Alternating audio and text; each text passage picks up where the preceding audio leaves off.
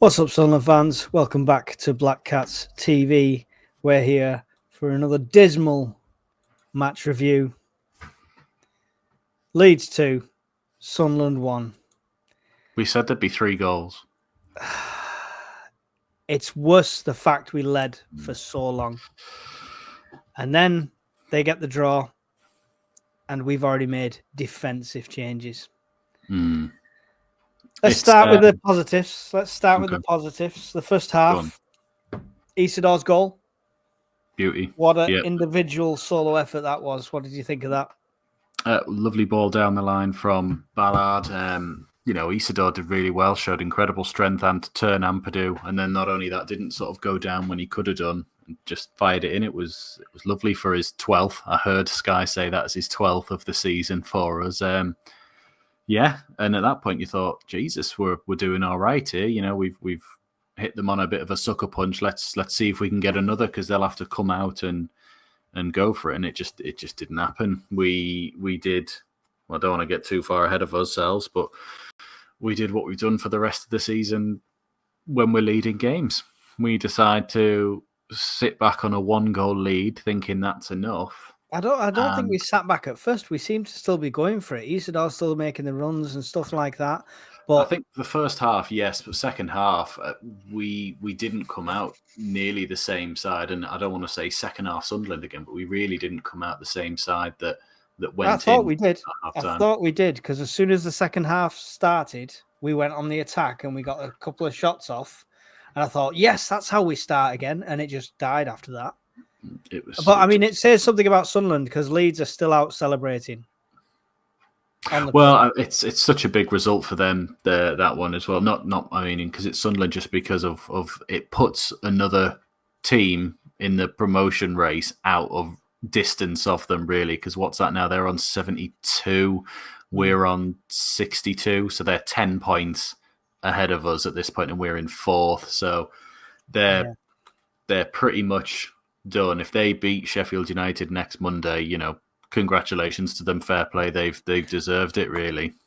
That's shocking. It's absolutely shocking. It's more because we're annoyed. Not like, I'm sitting there going, we were great for the first half. Maybe at the start of the second half. Leeds are a great team. They camped us in for large parts of that game, and I'll maintain now, watching them twice this season, they're the best team we've played this season, both home and away. Granted, they struggled a bit in the first half with our sort of, I don't want to say slow play, but very sort of like composed play.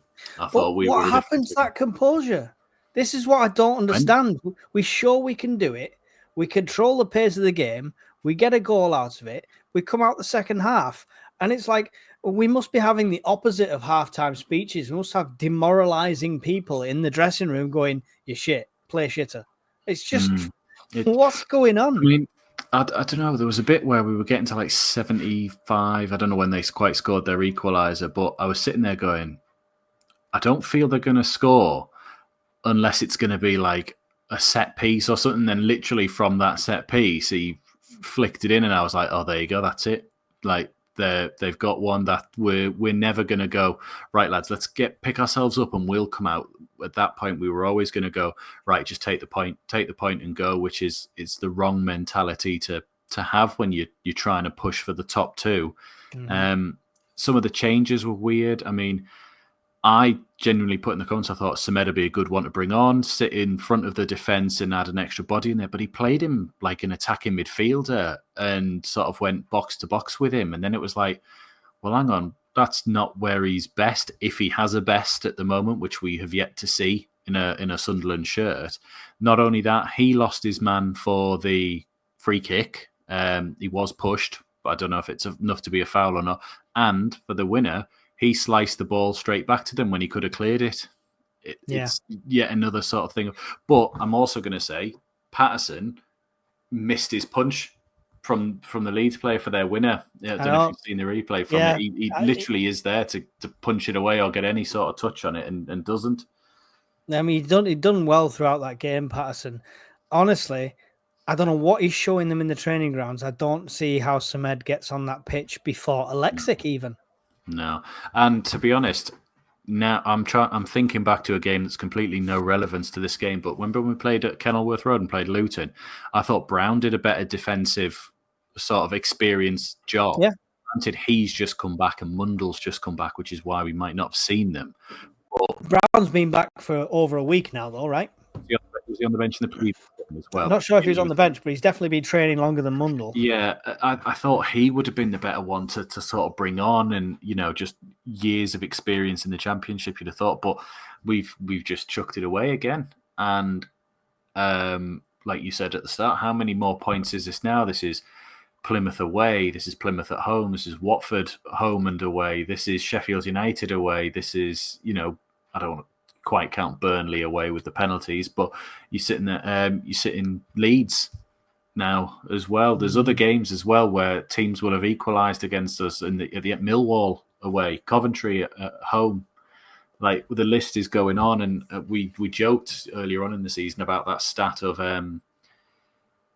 how many points would Sunderland have had if games had have stopped at 75 minutes? We'd be top of the league, yeah. We'd be top of the league. Yet we seem to just sit back and defend. And I will say it's not a Labrie thing. I mean, it might be even more so here. We've done this in my entire lifetime of supporting Sunderland. We've always decided to sit back and try and soak up pressure. It's not a new thing now. It just feels it's happening too often now when we all are identifying this is a big issue. Yeah, and Doug, I love Labrie. I think he's been brilliant for the club so far, and I think he still will be. Yeah. But I've got to question his substitutes today. I've really got to question his substitutes, the timings and who and why and when. Roberts was doing well. Come off. Rig was doing all right, and then bring him off. And I understand why you took Semed in his place. Putting Semed in his place. And it's like, if you're going to take Rig off and you want... Yeah, exactly. Or if you want someone up there, put a Lexicon instead of Rig. He's a better one up there, and then... Or then if you're sitting there going, if you're really shoring it up, take off, one of the wide players and put Meppen on and go 3 at the back with your wing backs and really sort of shore it up. Don't just go, we'll put a defensive mid on, but we'll play him sort of behind the striker. That's not... Play him in the 10, which he has no idea what to do. That's not where you go. And then he doesn't know who he's picking up because he's picking up the ones that Rig was picking up. And it just felt his man. Wrong. It was his man on the first goal. Yeah, and it was his clearance that didn't go anywhere for the second one. Technically, Semed has a hand in both them goals. Yeah, and I don't like to jump on players, but it's... I do. You're shit. Yeah. We're starting to see that we really shouldn't be buying this guy and making it permanent. But stop playing him then. Stop playing him. Yeah. Don't do a goddamn... What's he called from Chelsea? I keep forgetting his name now. Burstow. Don't do a Burstow. Don't keep giving him game time. It's not working. No. And I'm hoping now that Brown's back, this is a bit more of a better option in terms of midfield experience if you want to see out a game. But, I mean, he didn't even do his usual trick where he throws Yelder on when he's trying to defend for points. It's just, that's his favourite thing to do is throw Yelder on usually. It all felt wrong. It wasn't a bold defensive play. It wasn't a straight swap because he's in the wrong position. It was just odd, and I do have to put some blame on the substitutes. And you have to because, like I said, Semed had a hand in both goals for them. Yeah, he did. And, I mean, I know in our preview, we got a lot of stick off Leeds fans for all the goals we said we were going to score and stuff like that, and I can imagine a few of them are coming back. But, I still think he is easily the best team we've played, but I don't think each time we were out of the game at any point. I just think silly decisions on our side have cost us, really. I wouldn't sit here and say, we were battering yours and we were well better and you got lucky. I got a text off a few mates going, we deserved something here. And I'm sitting there going, why? Did we really deserve something for sort of countering for one and then locking down, just passing it around the midfield, back and forth? Because if you think, apart from that Job chance in the first 5 minutes and Isidore's goal, can you name me another real time we put them under a constant bit of pressure in that game? Well, we I think I'm just looking at the stats here, and Live Scores has got us as like favourites with a star on and everything according to the stats. It's really random and weird. Shots on target, Sunderland 6, Leeds 4. Right. But that would include Hume's sort of semi-volley that rolled to Meslier. That will include the 2 at the beginning. Shots off target, Sunderland 0, Leeds 6. Right. Shots blocked, 11 for Leeds. So they had a lot more shots, but we just had 6 well on target shots. But the possession, I mean, I don't know. Can we do this by half? Yeah, first half. That's better. First half possession, 41% to us, 59 to them. Shots on target, 4 to us, 1 to them. You know, it was pretty even down the keel. Second half, possession, 28% for us. 2 shots for us. To their Human Roberts. Literally 2 shots to us for their 11 shots total in the second half. It's just embarrassing. It just felt like, even when, because I was obviously listening to your commentary, every time we got the ball, it just felt like going, right, we've got it and we've given it them back. Right, we've got it and we've kicked it clear. We've got it and we've given it them back. At no point did we go, right, let's keep it or let's try and play a through ball to somebody. The only player bringing it down to the floor and trying to play it was Dan Neil. Yeah. Absolutely. And I don't sing his praises often. You know you if don't. You've seen this channel from the beginning. I don't sing his praises often. He had a great game in the last game. And this game, he was the only one that I could see making something happen. Yeah. And we were lucky. And you saw Rigg in the 70th minute, like chasing down a ball he was never going to get to and turning around and almost saying to the rest of the players, like, move on. Yeah. Where are you? Like, and then you take him off the pitch. Yeah. But then Samed did it as well. And you're sitting there going, where are you off? You're meant to be over there. Like, that's Mayenda's job. That's Enzo's job. That's Pervader's job at this point. You're meant to be in front of the defence. Pervader didn't look too bad.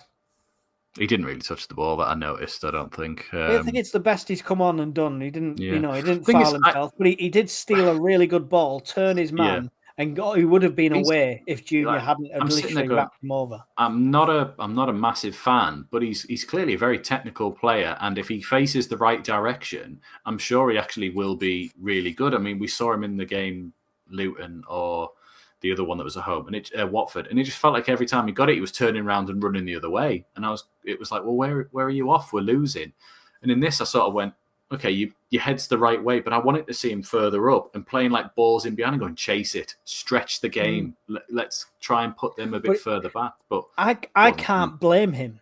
I can't blame him. What I saw from Pervader, it looked half decent when he came on, but he's coming on in the last 10 minutes when we've already got our backs against the wall. How can you be that outlet? How can you be that attacking player when the rest of the team are back there quivering?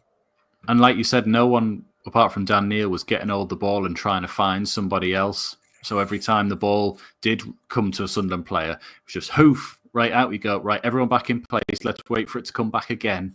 Exactly. And that is our massive downfall. And if Labrie and the coaching team don't see that now, then there's big issues. Because it's obvious to anyone watching. Yeah, it is. And I'm sitting there going, I understand they took Isidore off. He was on a yellow. He was getting a bit isolated in the second half, and we still need him for the rest of the season. But we didn't have anybody else to hold the ball up front. So but I know it wouldn't have gone to anyone, but... You don't think it's bad if you're taking him off and you're 1-0 up, and you understand why, like you say, because of the card. But it's just, he's the man you needed on when we went to 1-1. Yeah, he's the only one that you're going to get, because we were playing that long ball to him, and I'm afraid it's the worst Enzo's looked. He had some beautiful little touches. Yeah, he was. But it's still, I think he was marked out of the game. I think they doubled up and trebled up a few times. Was all over him. First half, he got away a good couple of times, and you were like, okay, this is it. And then after that, he was either isolated or we stopped using him, one of the two. Yeah, but at that point, from a sideline, as a manager's perspective, my change would have been bring somebody on and move him into the centre and let's utilise him more. Yeah, you've got the options of Mundle. You've got the option of you didn't even have to bring. If you wanted to rest Mundle, fine. Don't put him on the bench in the fucking first place if he's not going to be able to come on. But if you want to rest him, bring Mayenda on. We know he can do the sides. He can do the left or the right or whatever. Roberts can play both sides. Either way, you could have moved Enzo into the middle, and he would have been it would have given them at least a while to think, oh crap, now you two have got to double up on him instead. And you know what I mean? Yeah, absolutely. I mean, looking at it, I'm trying to think of anything to look at it objectively, but the only thing I can think is, well, it's only our 5th loss of the season. And when you say it like that, isn't dreadful, but it's the manner of these points that we're losing and these 11 draws that we've had. Sheffield United are 8 points ahead of us. They've only had 6 draws all season. We've had 11. I mean, we're squarely in the playoffs. I think we'll do well in the playoffs against if we turn up. We're probably his favourite out of the 4 teams in the playoffs at the moment, I would say. But I dread Burnley in the final with Trafford if we get penalties. Oh, I know, yeah, but still, I still see us as favourites in that grouping. And I'm not saying the race for first and second's over. Leeds beat Sheffield United. We don't do something stupid against Hull, and then we close that point gap to about 5 points, I believe. So it's not completely out of reach. We know teams can slip, and we know teams can suddenly go on a winning form. But something's got to change in our camp. Something's got to change. If Mundell's fit now, hopefully he starts. Enzo needs to move to the centre. We need to see a significant change in the formation or the team or the starting lineup or the goddamn attitude after half time in the coming games to make a real challenge. It's a mentality thing for me of we don't go, all right, we've got one. Now let's just keep playing our game. It's like, no, like almost like Leeds have done in previous games, which is one's not enough. You need to be absolutely smashing teams out of it. And you know, when you go into the playoffs, the teams will play a bit more defensive. It becomes like tournament football of don't lose football. So we're going to have to find a way of breaking teams down. And at the minute, we don't do that. We've got goal scorers. We've got goal scorers galore. Isidor's 12th, yeah? We've got goals that can come from midfield. We know Rig can score. We know Job can score. We know Enzo can score now. Mayenda, Mundell. We've got absolute screaming goal scorers. It just seems like they've got a rein on them and we need to let them reins off. Yeah, it's the big problem. Obviously this is very fresh for us. Don't know. There's not really much. Maybe I'll look at it more objectively tomorrow, guys. I apologise if you think I'm negative. If you're gonna Mr. Chessboard Games or whatever he's called, if he comes in and says we're so negative, that's because I've just sat through it. I've just doing goddamn commentary all the way through it, and I feel like this. Objectively, we're 15 points inside the playoffs with 15 games to spare. But I think it's 15. No, 13 games to spare. Like you're pretty much there. Do you know what I mean? Like that's kind of good. But it's the thing of like, again, we were saying in November, December time, we were almost top or joint top. And then we've just sort of started this slow, like. Yeah. I've got to go into work tomorrow, surrounded by Leeds fans. Well. Feel for me. Yeah. Well, I mean, hopefully they do a job over Sheffield United because at this point, I think Leeds are flying. They'll go up. So if they do a job over Sheffield United stumble more than Leeds. That's our only glimmer of hope at the top two. But we won't get it. We're safely a playoff team now. Well, there you go. Heard it here first. I still said second, and miracles can happen, but something desperately needs to change. I think I said sixth, so we're bang in the middle of both at the moment. Any final thoughts and goodbyes to the audience? Yeah, thanks for watching. Obviously, it's not the result we wanted. To all the Leeds fans watching, well done. I'm not, we're not bitter, or you are bitter. I'm not bitter. It's fair play, well done. And yeah, like and subscribe if you're new, and we'll see you next time. Yep, there you go. Can't say any better. I'm annoyed, so goodbye. See you in the next one.